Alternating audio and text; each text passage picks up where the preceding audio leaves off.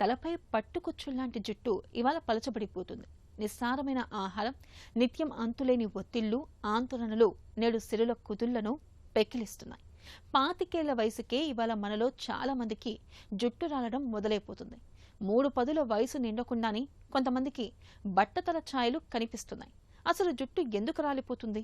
జుట్టు రాలడాన్ని అరికట్టలేమా? జుట్టు సంరక్షణ కోసం ఏం చేయాలి? జీవనశైలి, అలవాట్లు, ఆహారం, సబ్బులు, షాంపులు ఇత్యాది విషయాల్లో ఎలాంటి జాగ్రత్తలు తీసుకోవాలి? బట్టతల మొదలైపోతే మన ముందున్న పరిష్కార మార్గాలేంటి? ఆసక్తికరమైన ఈ విషయాల గురించి డాక్టర్ని అడిగి ఇప్పుడు తెలుసుకుందాం.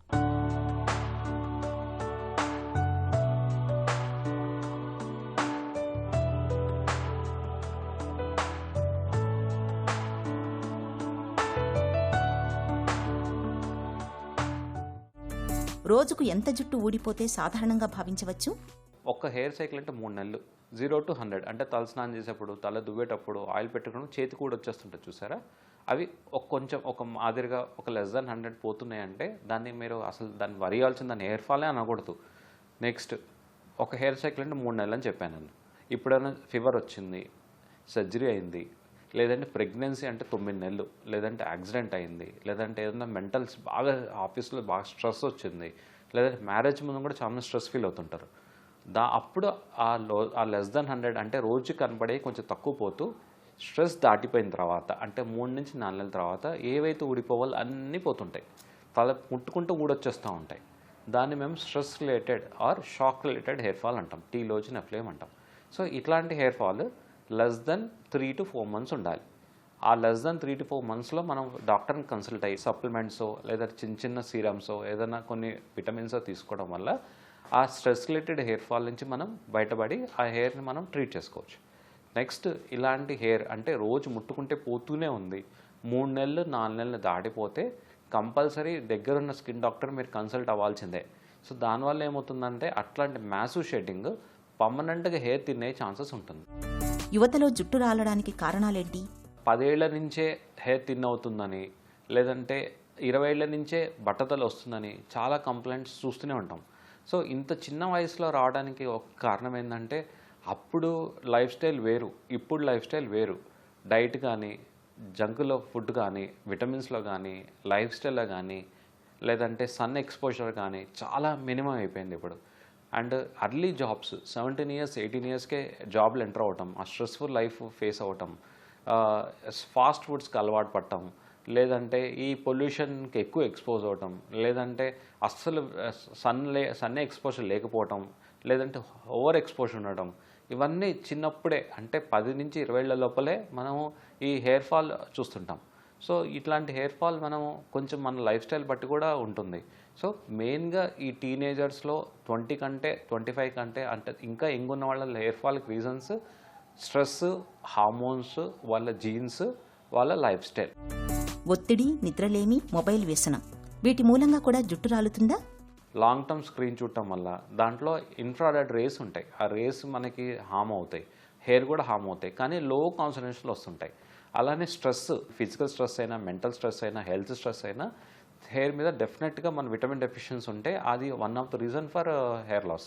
అలానే ఈ లైఫ్ స్టైల్, ఎక్కువ ఫిజికల్ యాక్టివిటీ లేకపోవటం, దానివల్ల ఏమవుతుందంటే ఎనర్జీ మనం తీసుకునే ఫుడ్ కానీ లేదంటే విటమిన్స్ కానీ అవి కన్వర్ట్ కాకుండా జస్ట్ బాడీకి కావాల్సిన ఎనర్జీ వస్తుంది, వాటి నుంచి వచ్చే విటమిన్స్ అబ్జర్వ్ చేసుకోలేక హెయిర్కి ఆ విటమిన్స్ అందక long term hair thinning and hair ఫాల్లో కన్వర్ట్ అవుతుంది. అది షాంపూలు మార్చడం, కెమికల్ చికిత్సల మూలంగా జుట్టు కుదుళ్లు దెబ్బతింటాయా?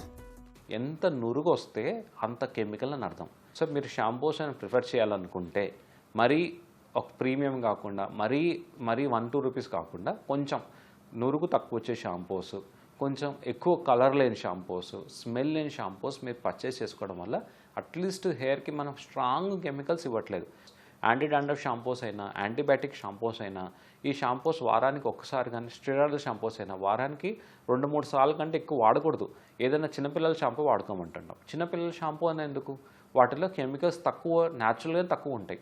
సో మీరు డే టు డే వాడాలనుకుంటే మంచిదే, కానీ నురుగు తక్కువ వచ్చే ఏదన్నా కిడ్స్ షాంపూ, చిన్నపిల్లల షాంపూ తెచ్చి వాడుకోండి, ఎటువంటి హామ్ లేదు. జుట్టు రాలడానికి విటమిన్ల లోపాలు, థైరాయిడ్, హార్మోనల్ సమస్యలు ఎంతవరకు కారణంగా ఉంటాయి? మగవాళ్లలో ప్యూబర్టీ రీచ్ అయిన తర్వాత వాళ్ళ ఫాదర్ జీనో, వాళ్ళ తాతగారి జీనో, వాళ్ళ మేనమామ జీనో, ఆ జెనెటిక్ ఇన్ఫ్లుయెన్స్ తోటి సైడ్స్కి తినడం స్టార్ట్ అవుతుంటుంది. అలాంటి జీనే ఫీమేల్స్లో కూడా ఇన్ఫ్లుయెన్స్ ఉంటుంది. వాళ్ళలో ఫీమేల్ ప్యాటర్న్ అలపీషియా అంటాం.